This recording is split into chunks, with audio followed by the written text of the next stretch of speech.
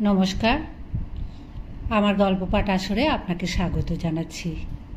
আজ পড়ে শোনাচ্ছি রবীন্দ্রনাথ ঠাকুরের একটি ছোট গল্প, অনধিকার প্রবেশ। একদা প্রাতঃকালে পথের ধারে দাঁড়াইয়া এক বালক আর এক বালকের সহিত একটি অসমসাহসিক অনুষ্ঠান সম্বন্ধে বাজি রাখিয়াছিল। ঠাকুরবাড়ির মাধবী বিতান হইতে ফুল তুলিয়া আনিতে পারিবে কিনা ইহা লইয়াই তর্ক।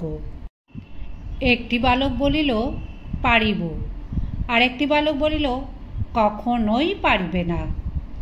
কাজটি শুনিতে সহজ, অথচ করিতে কেন সহজ নহে তাহার বৃত্তান্ত আর একটু বিস্তারিত করিয়া বলা আবশ্যক। পরলোকগত মাধবচন্দ্র তর্কবাচস্পতির বিধবার স্ত্রী জয়কালী দেবী এই রাধানাথজিউর মন্দিরের অধিকারিণী। অধ্যাপক মহাশয় টোলে যে তর্কবাচস্পতি উপাধিপ্রাপ্ত হইয়াছিলেন, পত্নীর নিকটে এক দিনের জন্য সে উপাধি সপ্রমাণ করিতে পারেন নাই। কোনো কোনো পণ্ডিতের মতে উপাধির সার্থকতা ঘটিয়াছিল, কারণ তর্ক এবং বাক্য সমস্তই তাহার পত্নীর অংশে পড়িয়াছিল। তিনি পতিরূপে তাহার সম্পূর্ণ ফলভোগ করিয়াছিলেন। সত্যের অনুরোধে বলিতে হইবে, জয়কালী অধিক কথা কহিতেন না, কিন্তু অনেক সময় দুটি কথায়, এমনকি নীরবে অতি বড় প্রবল মুখবেগও বন্ধ করিয়া দিতে পারিতেন। জয়কালী দীর্ঘাকার, দৃঢ় শরীর, তীক্ষ্ণ নাসা, প্রখর বুদ্ধি স্ত্রীলোক। তাহার স্বামী বর্তমানে তাহাদের দেবত্ব সম্পত্তি নষ্ট হইবার জো হইয়াছিল। বিধবা তাহার সমস্ত বাকি বকেয়া আদায়, সীমা সরহদ্দ স্থির এবং বহুকালের বেদখল উদ্ধার করিয়া সমস্ত পরিষ্কার করিয়াছিলেন। তাহার প্রাপ্য হইতে কেহ তাহাকে এক করি বঞ্চিত করিতে পারিত না। এই স্ত্রীলোকটির প্রকৃতির মধ্যে বহুল পরিমাণে পৌরুষের অংশ থাকাতে তাহার যথার্থ সঙ্গী কেহ ছিল না। স্ত্রীলোকেরা তাহাকে ভয় করিত। পরনিন্দা, ছোট কথা বা নাকি কান্না তাহার অসহ্য ছিল। পুরুষেরাও তাহাকে ভয় করিত, কারণ পল্লীবাসী ভদ্রপুরুষদের চণ্ডীমণ্ডপগত অগাধ আলস্যকে তিনি এক প্রকার নীরব ঘৃণাপূর্ণ তীক্ষ্ণ কটাক্ষের দ্বারা ধিক্কার করিয়া যাইতে পারিতেন, যাহা তাহাদের স্থূল জড়ত্ব ভেদ করিয়াও অন্তরে প্রবেশ করিত। প্রবল রূপে ঘৃণা করিবার এবং সেই ঘৃণা প্রবল রূপে প্রকাশ করিবার অসাধারণ ক্ষমতা এই প্রৌঢ়া বিধবাটির ছিল। বিচারে যাহাকে অপরাধী করিতেন, তাহাকে তিনি কথায় এবং বিনা কথায়, ভাবে এবং ভঙ্গিতে একেবারে দগ্ধ করিয়া যাইতে পারিতেন। পল্লীর সমস্ত ক্রিয়াকর্মে, বিপদে সম্পদে তাহার নিরলস হস্ত ছিল। সর্বত্রই তিনি নিজের একটি গৌরবের স্থান বিনা চেষ্টায় অতি সহজেই অধিকার করিয়া লইতেন। যেখানে তিনি উপস্থিত থাকিতেন, সেখানে তিনিই যে সকলের প্রধান পদে, সে সম্বন্ধে তাহার নিজের অথবা উপস্থিত কোনো ব্যক্তির মনে কিছু মাত্র সন্দেহ থাকিত না। রোগীর সেবায় তিনি সিদ্ধহস্ত ছিলেন, কিন্তু রোগী তাহাকে যমেরই মতো ভয় করিত। পথ্য বা নিয়মের লেশ মাত্র লঙ্ঘন হইলে তাহার ক্রোধানল রোগের তাপ অপেক্ষা রোগীকে অধিক উত্তপ্ত করিয়া তুলিত।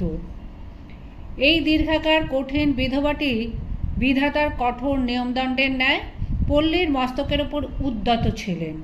কেহ তাহাকে ভালোবাসিতে অথবা অবহেলা করিতে সাহস করিত না। পল্লীর সকলের সঙ্গেই তাহার যোগ ছিল, অথচ তাহার মতো অত্যন্ত একাকিনী কেহ ছিল না। বিধবা নিঃসন্তান ছিলেন। পিতৃমাতৃহীন দুইটি ভ্রাতুষ্পুত্র তাহার গৃহে মানুষ হইত। পুরুষ অভিভাবক অভাবে তাহাদের যে কোনো প্রকার শাসন ছিল না, এবং স্নেহান্ধ পিসিমার আদরে তাহারা যে নষ্ট হইয়া যাইতেছিলেন, এমন কথা কেহ বলিতে পারিত না। তাহাদের মধ্যে বড়টির বয়স 18 হইয়াছিল। মাঝে মাঝে তাহার বিবাহের প্রস্তাবও আসিত, এবং পরিণয় বন্ধন সম্বন্ধে বালকটির চিত্তও উদাসীন ছিল না। কিন্তু পিসিমা তাহার সেই সুখবাসনায় একদিনের জন্য প্রশ্রয় দেন নাই। অন্য স্ত্রীলোকের ন্যায় কিশোর নবদম্পতির নবপ্রেমোদ্গম দৃশ্য তাহার কল্পনায় অত্যন্ত উপভোগ্য মনোরম বলিয়া প্রতীত হইত না, বরং তাহার ভাতুষপুত্র বিবাহ করিয়া অন্য ভদ্র গৃহস্থের ন্যায় আলস্য ভরে ঘরে বসিয়া পত্নীর আদরে প্রতিদিন স্ফীত হইতে থাকিবে, এ সম্ভাবনা তাহার নিকট নিরতিশয় হেয় বলিয়া প্রতীত হইত। তিনি কঠোরভাবে বলিতেন, পুলিন আগে উপার্জন করিতে আরম্ভ করুক, তারপরে বধূ ঘরে আনিব। পিসিমার মুখে সেই কঠোর বাক্যে প্রতিবেশিনীদের হৃদয় বিদীর্ণ হইয়া যাইত। ঠাকুরবাড়িতে জয়কালীর সর্বাপেক্ষা যত্নের ধন ছিল। ঠাকুরের শয়ন বসন স্নানাহারে তিল মাত্র ত্রুটি হইতে পারিত না।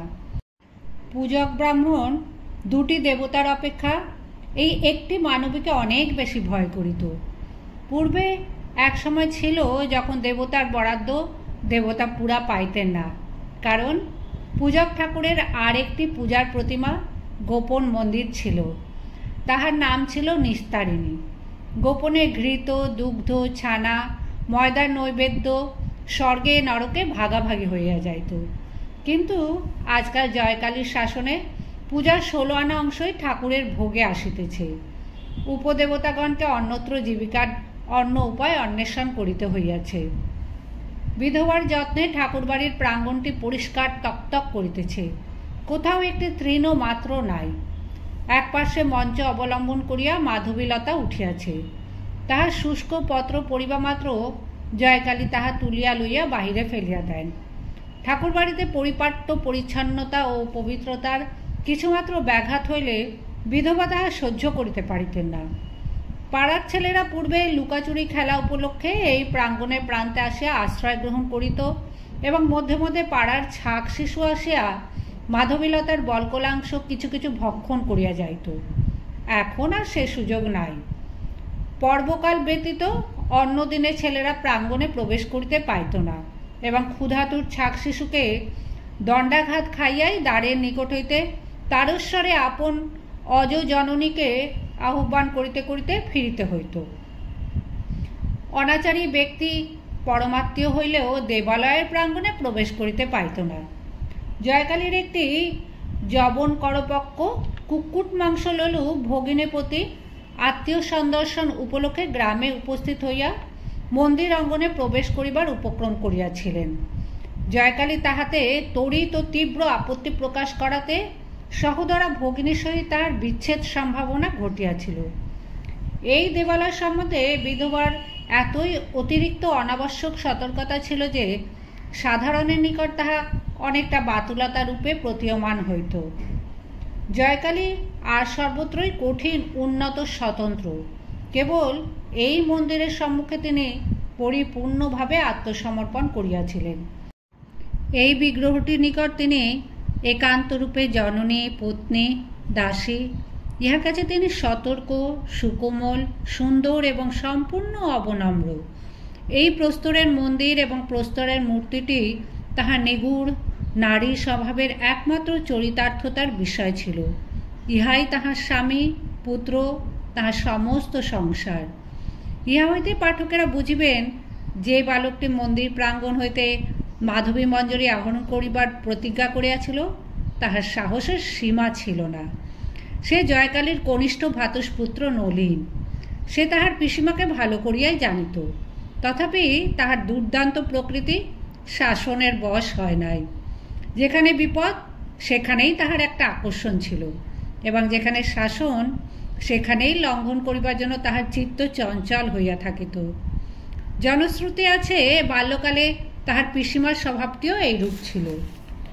জয়কালী তখন মাতৃস্নেহ মিশ্রিত ভক্তির সহিত ঠাকুরের দিকে দৃষ্টি নিবদ্ধ করিয়া দালানে বসিয়া এক মনে মালা জপিতেছিলেন।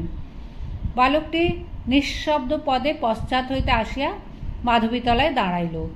দেখিল নিম্ন শাখার ফুলগুলি পূজার জন্য নিঃশেষিত হইয়াছে। তখন অতি ধীরে ধীরে সাবধানে মঞ্চে আরোহণ করিল।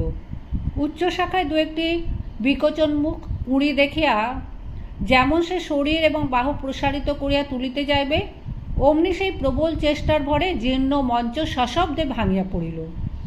আশ্রিত লতা এবং বালক একত্রে ভূমিসাৎ হইল। জয়কালী তাড়াতাড়ি ছুটিয়া আসিয়া তাহার ভ্রাতুষ্পুত্রটির কীর্তি দেখিলেন। সবলে বাহু ধরিয়া তাহাকে মাটি হইতে তুলিলেন।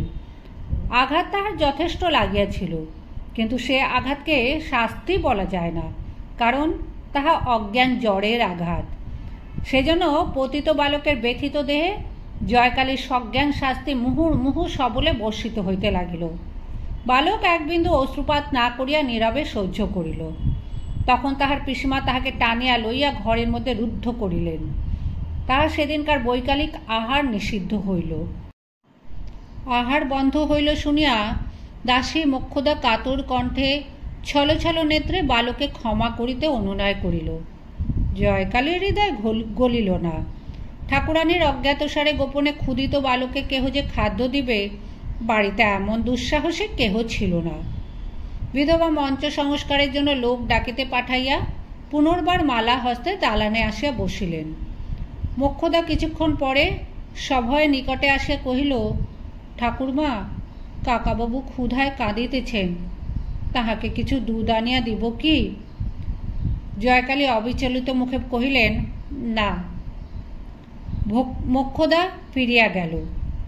অদূরবর্তী কুটিরের কক্ষ হইতে নলিনের করুণ ক্রন্দন ক্রমে ক্রোধের গর্জনে পরিণত হইয়া উঠিল।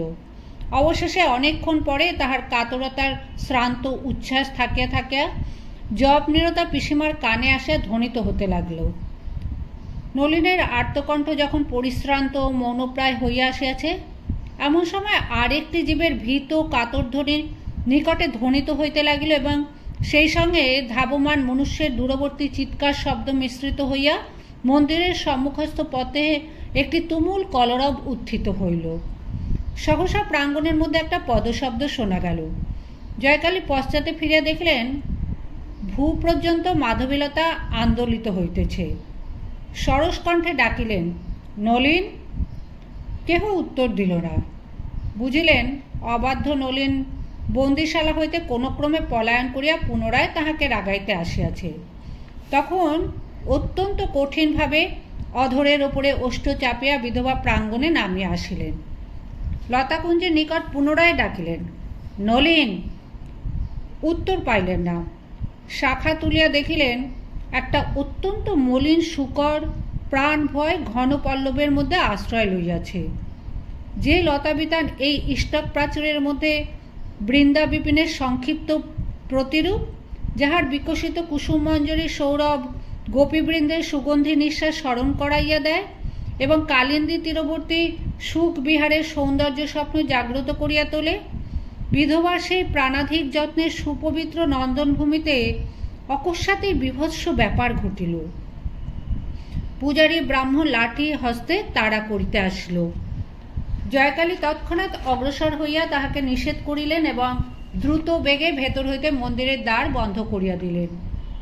অনতিকাল পরেই সুরা পানে উন্মত্ত ডোমের দল মন্দিরের দ্বারে উপস্থিত হইয়া তাহাদের বলির পশুর জন্য চিৎকার করিতে লাগিলেন। জয়কালী রুদ্ধ দ্বারের পশ্চাতে দাঁড়াইয়া কহিলেন, যা বেটারা, ফিরে যা, আমার মন্দির অপবিত্র করিস নে। ডোমের দল ফিরিয়া গেল। জয়কালী ঠাকুরানী যে তাহার রাধানাথজিউর মন্দিরের মধ্যে অসুচি জন্তুকে আশ্রয় দিবেন, ইহা দ্বারা প্রায় প্রত্যক্ষ দেখিয়া বিশ্বাস করিতে পারিলেন না। এই সামান্য ঘটনায় নিখিল জগতের সর্বজীবের মহাদেবতা পরম প্রসন্ন হইলেন, কিন্তু ক্ষুদ্র পল্লীর সমাজ নামধারী অতি ক্ষুদ্র দেবতাটি নিরতিশয় সংক্ষুব্ধ হইয়া উঠিল।